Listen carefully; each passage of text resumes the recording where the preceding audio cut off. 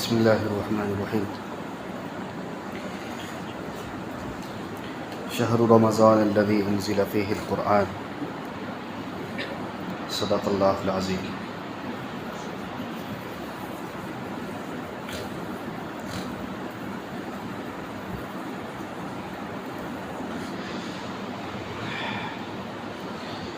رمضان المبارک یہ اللہ رب العالمین کا عطا کردہ بیش بہا اور عظیم نعمت ہے۔ بہت ساری باتیں گزشتہ ہفتے آپ کے سامنے پیش کیا گیا تھا۔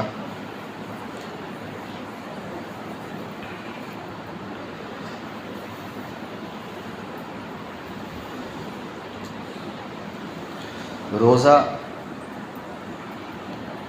اور اس کے فوائد، اس کے لوازمات، انشاءاللہ آج کی نشست کے اندر اسی پر بات ہوگی۔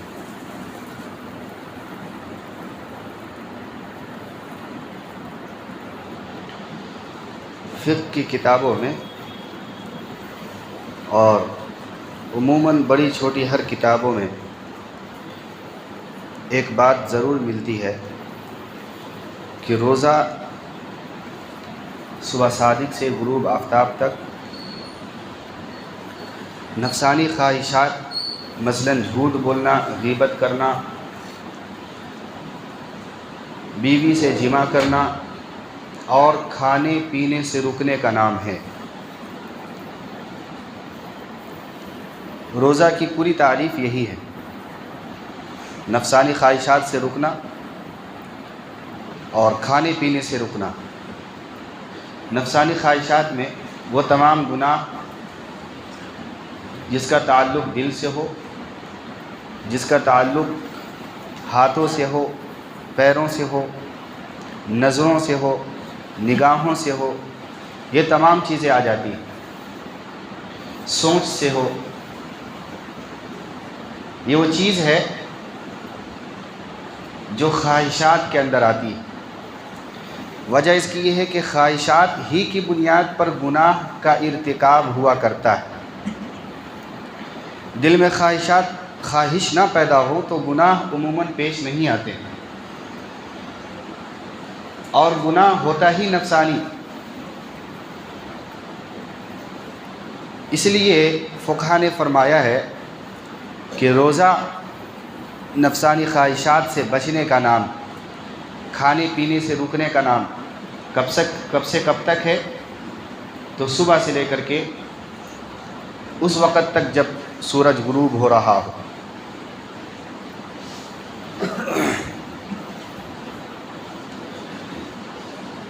روزہ کے اندر اللہ رب العالمین نے بڑی طاقت رکھی اور ایسی قوت ہے اس کے اندر روحانی اعتبار سے کہ واقعتاً جو اسے رکھتے ہیں اور رکھنے کا جو حق ادا کرتے ہیں، ان کی ثواب دید، ان کی زبانی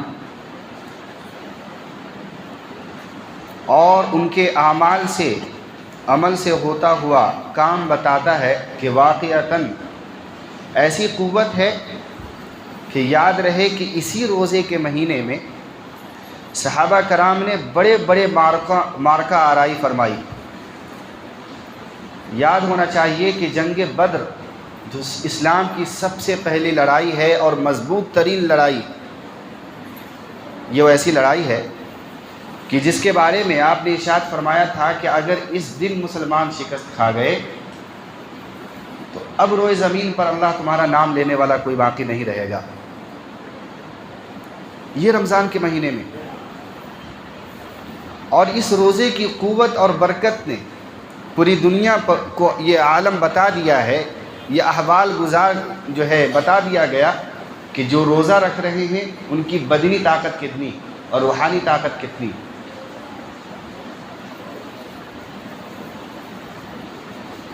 تیرہ گھنٹے، 15 گھنٹے صحابہ کرام نے رمضان المبارک میں جنگیں لڑی اسی روحانی طاقت کی بنیاد پر۔ حال یہ تھا کہ کھاتے بھی کم تھے اور سختی کا ایسا عالم تھا کہ بعض مرتبہ چلتے چلتے انسانوں کے پیر جو ہے نیچے سے پھٹ جاتے تھے، اور بھوک کا یہ عالم ہوتا تھا کہ ہونٹوں سے خون بہنے لگتے تھے۔ غربت اور مفلسی کا عالم یہ ہے کہ ان کے بدن پر دھوپ سے چھاؤں پیدا کرنے کے لیے کوئی اسباب اور ذرائع بھی نہیں تھے، لیکن ان عالموں کے اندر جب وہ روزے کے عالم میں تھے تو اللہ نے بدنی اعتبار سے اور روحانی اعتبار سے اتنا مضبوط کر دیا تھا صحابہ کرام کو کہ بڑے بڑے جنگوں کو سر کیا ہے۔ یاد رہے کہ مکہ کے مشرکین اور مکہ کے کافروں کا غرور، ان کا تکبر، ان کا گھمنڈ، ان کی قوت، ان کے کفر کو صحابہ کرام نے زمیں بوس کیا ہے تو رمضان المبارک کے مہینے میں کیا ہے۔ فتح مکہ رمضان المبارک کے مہینے میں ہوا ہے۔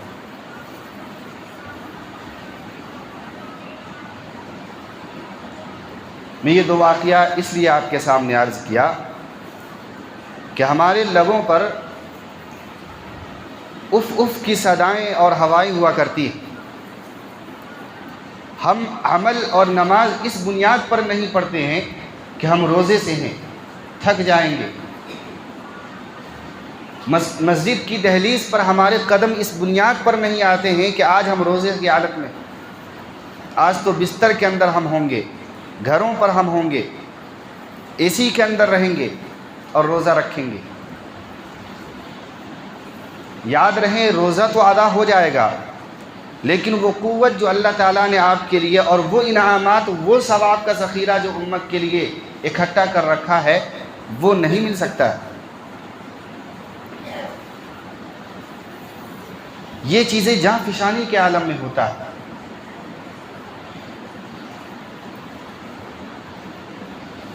یہ جو روزہ کا جو معاملہ ہے، جب آپ غور کریں گے تو آپ کو معلوم چلے گا کہ پورے سال کے اندر ہم اور آپ جو گناہیں کرتے ہیں، جو بدتمیزیاں ہوتی ہیں اللہ کے ساتھ، شریعت کے ساتھ، نمازوں کے ساتھ، اس کے قرآن کے ساتھ، اس کی مساجد کے ساتھ، تو ان تمام برائیوں اور گناہوں کو مٹانے کے لیے اللہ تعالیٰ نے روزے کے مہینے کو لایا ہے ہمارے درمیان۔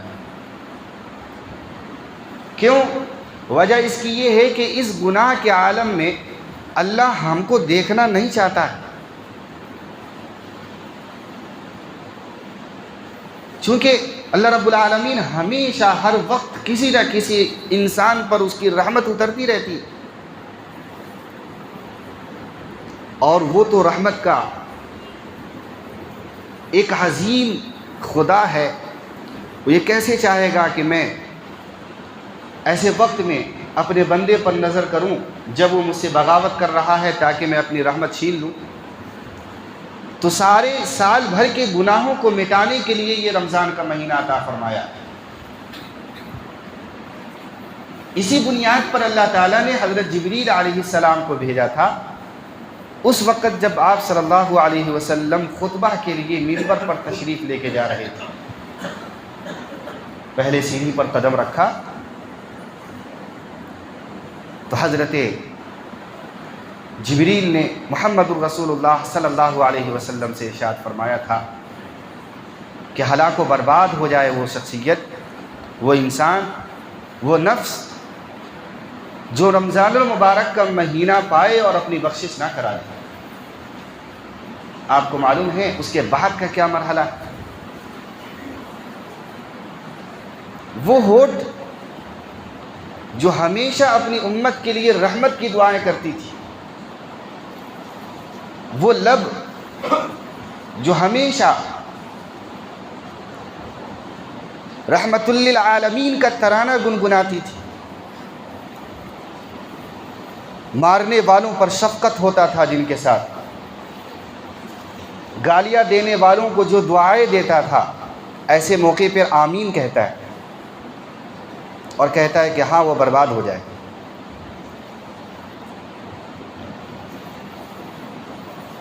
تو معلوم چلا کہ یہ جو پورے سال کے گناہوں کی بخشش کا اللہ تعالیٰ نے اکرام کے طور پہ مہینہ عطا فرمایا ہے، ایسے میں بھی اگر میں اور آپ اپنی بخشش نہ کرا لیں تو اس سے بڑی محرومی کا اور کون سا وقت ہو سکتا ہے؟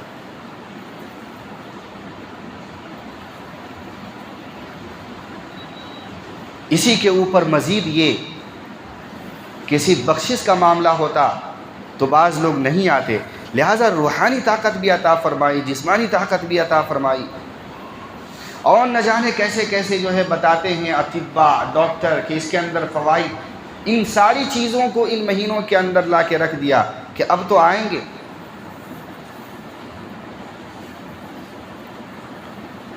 لہٰذا نہایت عظیم الشان عبادت ہے یہ روزہ، نہایت عظیم الشان عبادت ہے۔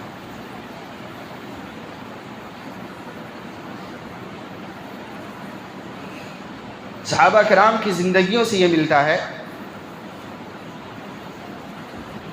کہ وہ سختی کے دنوں کے اندر جب دھوپ بہت اپنے شباب پر ہو اور بھوک کا ایک ماحول گرم ہو، ایسے وقتوں کو تلاش کرتے تھے جس کے اندر وہ روزہ رکھے۔ یہی وجہ ہے کہ حضرت عمر بن خطاب جب رخصت فرما رہے ہیں، انتقال کا جب وقت قریب آیا تو اپنے بیٹے کو نصیحت فرمائی کہ آئیے یہ رخصتی کا وقت ہے، چونکہ باپ بیٹے کو نصیحت کرتا ہے۔ ایسے وقتوں میں کوئی زمین کی نصیحت یا کسی پراپرٹی کی نصیحت یا کوئی اور چیزوں کی اشیاء کی نصیحت نہیں فرمائی، بلکہ جو نصیحت ہے وہ یہ ہے کہ ان ایام کو تلاش کرنا، ان وقتوں کو تلاش کرنا جو سخت ہو، جو گرمی کا عالم ہو، جس کے اندر باہر نکلنا دشوار ہو۔ جب ایسے گھڑی آپ کو میسر ہو جائیں تو اس دن تم روزہ رکھ لینا، یہ نصیحت ہے۔ تو روزہ اسلام کا ایک عظیم الشان باب ہے، عظیم الشان عبادت ہے۔ ذرا آپ تصور کریں کہ والدین اپنے اولاد سے ناراض ہو، ناراضگی کے عالم میں اس نے اپنے گھروں سے اس بچے کو نکال دیا۔ اب نکل جانے کے بعد جب سے وہ گھر سے نکلا ہے اس نے کھانا پینا بھی چھوڑ دیا، اور آرام کے جو آلات ہے اس سے بھی اپنے آپ کو جو ہے برگشتہ کر لیا، نہ سوتا ہے، نہ کھاتا ہے، نہ پیتا ہے، بس چوکھٹ پہ کھڑا ہے، گھر کے دہلیز پر کھڑا ہے، اور اسی عالم میں اس کے ہونٹوں سے خون بہنے لگتے ہیں بھوک کی وجہ سے۔ جب وہ بات کرتا ہے تو اس کی زبان کے اندر لکنت آ جاتی ہے پیاس کی وجہ سے، جب وہ چلتا ہے تو اس کے قدموں کے اندر متزلزل پن آ جاتا ہے بھوک کی وجہ سے اور ضعف کی وجہ سے۔ ایسے عالم میں جب ماں باپ اپنے بچوں کو دیکھیں گے تو کیا اسے اپنے گھر کے اندر نہیں لے لیں گے؟ کیا خیال ہے؟ یہی چیز روزے کے ساتھ اور اللہ رب العالمین کے ساتھ ہے۔ ہماری بھوک کو اللہ رب العالمین دیکھ رہا ہوتا ہے، اللہ رب العالمین ان وقتوں کو بھی دیکھ رہا ہوتا ہے جب آپ کے سامنے اور ہماری نظروں کے سامنے جب لوگ بے تحاشا ہوٹلوں کے اندر بیٹھے ہوئے کھانا تناول فرما رہے ہیں اور نوش کر رہے ہوتے ہیں، ان وقتوں کو بھی دیکھ رہا ہوتا ہے۔ ایک حدیث یاد آئی، حضرت ابو سعید خدری رضی اللہ تعالی عنہ سے مروی ہے کہ حضرت بلال رضی اللہ تعالی عنہ آپ صلی اللہ علیہ وسلم کے سامنے بیٹھے ہوئے تھے اور آپ صلی اللہ علیہ وسلم کھانا تناول فرما رہے تھے۔ وہ رمضان کا مہینہ نہیں تھا، غیر رمضان کا مہینہ تھا۔ آپ صلی اللہ علیہ وسلم نے فرمایا بلال آؤ اور ذرا آپ بھی تناول فرماؤ۔ حضرت بلال فرمانے لگے کہ میرا روزہ ہے۔ تو آپ نے فرمایا کہ ماشاءاللہ آپ نے روزہ رکھا ہے، اور یہ بات بھی یاد رہے کہ جب آپ کے سامنے یا پھر کسی بھی روزے دار کے سامنے جب کھانا تناول کیا جاتا ہے اور ایسے عالم میں جو وہ روزہ دار شخص دیکھ رہا ہوتا ہے تو اس کے جسم کے ایک ایک پرزے اس کے لیے مغفرت کی دعا کرتے ہیں، اس کی ہڈیاں اس کے مغفرت کی دعا کرتی ہیں، اس کے جسم کے ایک ایک رگ و ریشے اس کے لیے مغفرت کی دعا کرتی اور استغفار کرتی ہے اللہ سے۔ یہ انعامات آپ کو کہیں نہیں مل سکتے۔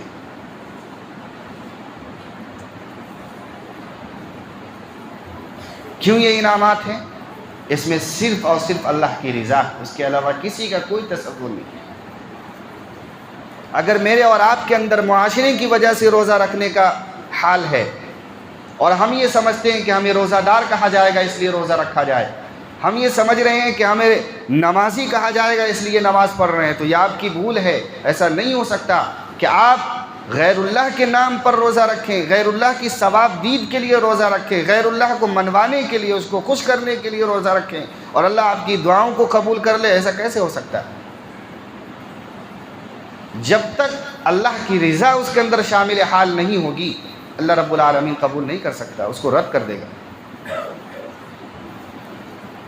لہٰذا اپنے اعمال کو، اپنے بھوک اور پیاس کو معاشرے کی وجہ سے کم از کم نہ رکھیں، غیر اللہ کے ڈر اور خوف کی وجہ سے آپ کا روزہ نہ ہو، بلکہ جہاں آپ پورے 15 گھنٹے بھوک اور پیاس میں تڑپ رہے ہوتے ہیں، ان لمحوں کے اندر یہ نیت بھی کر لیں کہ یہ میرا روزہ صرف اور صرف میری اللہ رب العالمین کی ذات کے لیے ہے۔ جب یہ ہوگا تو پھر اللہ رب العالمین کے جو انعامات ہیں وہ آپ پر بارش کی طرح برسیں گے۔ لہٰذا یہ روزے کے عالم ہیں، روزے کے ساعات چل رہے ہیں، اعمال کے قبول ہونے کا بہترین مہینہ ہے یہ۔ ان مہینوں کے اندر ایک چھوٹا سا عمل کرنا، اللہ رب العالمین اس کو پہاڑ کے برابر بنا کر کے قبول کرتا ہے۔ آپ ایک مرتبہ سبحان اللہ پڑھیں گے، نفل روزہ رکھیں گے، نفلی کام کریں گے، اللہ آپ کو سنت اور فرض کے برابر کا درجہ عطا فرمائے گا۔ یہ اسی مہینے کے ساتھ خاص ہے، اس کے علاوہ اور کوئی موقع نہیں۔ لہذا غنیمت ہے، وقت میسر ہے۔ آخر میں یہ بات کہہ دوں، چونکہ گزشتہ ہفتے آپ نے سنا کہ زکوٰۃ کے اوپر میں نے تقریباً متصلاً گفتگو فرمائی تھی، اور مجھے لگتا ہے کہ وہ ایک طریقے سے انسائکلوپیڈیا کی صورت اختیار کر گئی ہوگی، تمام کے تمام مسائل بیان کر دیے گئے تھے۔ آخر میں ایک التجا ہے کہ یہ جو زکوٰۃ کا مسئلہ ہے نہایت اہم ترین ہے۔ یہ غربت کو معاشرے سے ختم کرنے کا واحد یہی ایک ذریعہ ہے کہ آپ غربت کو ختم کر سکتے ہیں پورے معاشرے سے، بلکہ پوری دنیا سے آپ زکوٰۃ ادا کریں۔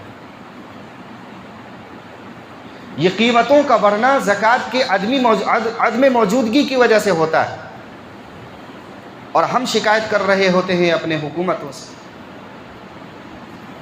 مالدار اگر اپنے پیسوں کو جیب سے نہیں نکالے گا تو غریب تک وہ پیسہ جائے گا نہیں، پھر وہاں سے جو بن کے اشیاء آئے گی وہ مہنگی آئے گی آپ کے پاس۔ لہذا جہاں اسلام کا طر امتیاز رہا ہے زکوٰۃ کو ادا کرنے میں، وہ آپ کے پورے معاشرے کو بنانے کے سلسلے میں بھی زکوٰۃ کا ادا کرنا نہایت ضروری ہے۔ اور یہ بات کان کھول کر کے سماعت کر لیجئے کہ یہ زکوٰۃ اسلام کا ٹیکس نہیں ہے۔ بعض حضرات یہ لفظ استعمال کرتے ہیں، مجھے لگتا ہے کہ کہیں نہ کہیں یہ کفر کے الفاظ ہیں۔ زکوٰۃ ٹیکس نہیں ہے، زکوٰۃ اللہ کی عبادت ہے، اللہ کا حکم ہے یہ، اور حکم ٹیکس کیسے بن سکتا ہے؟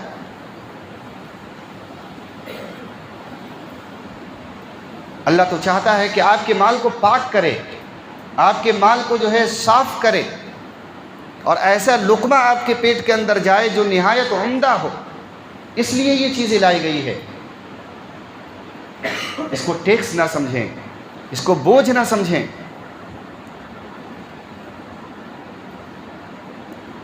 نہایت ضروری ہے آج کے ماحول میں، چونکہ غربت کا، افلاس کا ایسا عالم ہے کہ ہر شخص یہ لاک ڈاؤن کے بعد جو پریشان حال، آپ اپنے معاشرے کی فکر کریں، سوسائٹی کی فکر کریں۔ سب سے پہلا آپ کا حق ہے کہ آپ اپنے رشتہ داروں کی فکر کریں، جو غریب ہیں ان تک مال آپ کا پہنچے۔ اور یہ تقریباً 40,000 روپے بنتے ہیں چاندی کے حساب سے، جس پر انسانوں کو زکوٰۃ لاگو ہوتا ہے سال گزرنے کے بعد۔ پھر اس میں سے 2.5% نکالنی، 40 میں سے تو پھر 25 روپے نکلتے ہیں۔ اتنا کم مقدار. یہ اس لیے نہیں ہے کہ آپ سے آپ کا مال کم کرنا ہے، بلکہ یہ اللہ رب العالمین کا فرض ہے، ان کا حکم ہے. اور یہ احادیث بھی اس پر موجود ہے کہ جو زکوٰۃ ادا کرتا ہے اللہ رب العالمین اس کے مال کو دوگنا کرتا ہے. بلکہ قرآن کی آیت شاہد ہے کہ جو ہے 7 مرتبہ اسے جو ہے بڑھاتا ہے. لہٰذا اس بات کا خیال رکھیں، اور رمضان مبارک کے اندر آپ کے نوافل کی تعداد بڑھ جانی چاہیے، فرائض کی تعداد، اسی طریقے سے مستحبات کی تعداد، صدقہ و خیرات کی تعداد بڑھا دیجیے. کیوں؟ وجہ اس کی یہ ہے کہ اس مہینے میں آپ کو ثواب زیادہ ملتے ہیں دیگر مہینوں کے مقابلے میں. لہذا ثواب کے کمانے کا، اللہ کی قربت کا، اللہ کی نزدیکی کا یہ ایسا راستہ ہے کہ اس کے علاوہ دیگر مہینوں کے اندر آپ کو میسر نہیں ہو سکتے. لہذا اخیر میں التماس ہے کہ اب مسئلہ یہ آتا ہے کہ ہم اپنے مال کو کہاں پر صرف کریں. تو صرف کے سلسلے میں ماشاءاللہ ایک مہینے سے احادیث مسائل پڑھے جاتے ہیں عصر کی نماز کے بعد. اس کے اندر بہت ساری باتیں آ گئی ہیں. اب تو وہ باب بھی ختم ہوا چاہتا ہے، اب یہاں سے رمضان کے متصل باب شروع ہوں گے. خلاصہ یہ ہے کہ مستحقین تک آپ اپنے مال کو خود اپنے ہاتھوں سے پہنچائیں. آپ دوسرے کو نہ دیں کہ وہ ادا کر دے گا. اگر خدا نہ خواستہ اس میں کمی ہوئی تو آپ کی ادا نہیں ہو سکتی ہے. لہٰذا آپ چاہیں کہ آپ اپنے ہاتھوں سے مستحقین تک جو واقعتاً اس کے مستحق پہنچا دیں. یہ آپ کے لیے بھی بہتر ہے اور مستحق غریب کے لیے بھی بہتر ہے. لیکن اگر یہ صورت آپ کے میسر نہ ہو تو دوسری صورت یہ ہے کہ الحمدللہ میں یہاں پر موجود ہوں، آپ مجھ سے رابطہ کر کے بہترین مصرف کے اندر آپ اپنے مال کو صرف کر سکتے ہیں. اس کا میں ذمہ دار ہوں. اللہ رب العالمین سے دعا ہے کہ بات کو سمجھنے کی توفیق عطا فرمائے. سنت پڑھ لیں جو حضرات سنت نہ پڑھیں.